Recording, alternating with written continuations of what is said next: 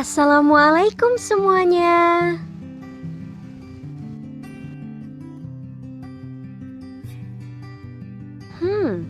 Kamu kenapa? Aku lagi sakit nih, sakit kepala, batuk, bersin. Kamu kalau batuk sama bersin jangan sembarangan ya. Emang kenapa? Kalau kamu batuk sama bersin sembarangan, virusnya bisa kemana-mana. Orang lain bisa tertular, apalagi sekarang lagi pandemi. Terus aku harus gimana? Nih, aku tunjukin sama kamu.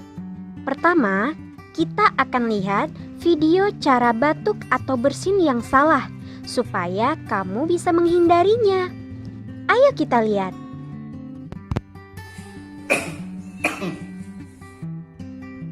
Kalau kamu batuk seperti itu, virus akan menyebar di udara di sekitar kamu. Itu dapat menyebabkan orang lain di sekitar kamu juga terkontaminasi oleh virus. Kemudian, tangan kamu juga akan terkontaminasi oleh virus. Ketika kamu memegang area muka, mulut, dan hidung, virus akan masuk ke dalam tubuh kamu. Bukan hanya membahayakan diri kamu, tetapi juga orang lain.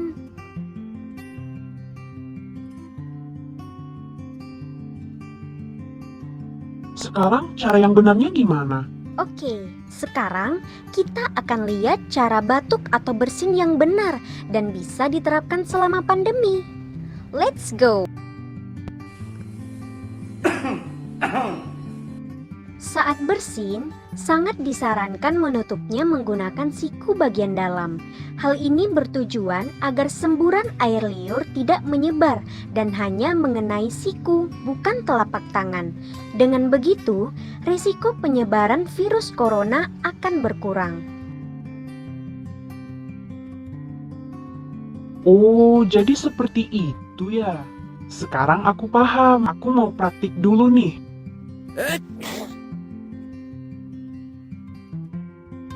Gimana? Udah benar kan cara batuk atau bersin aku?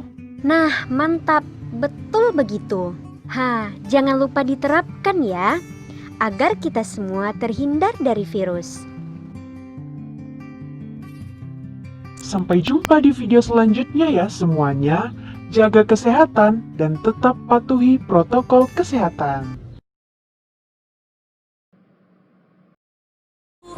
We would come back to life, we're still breathing.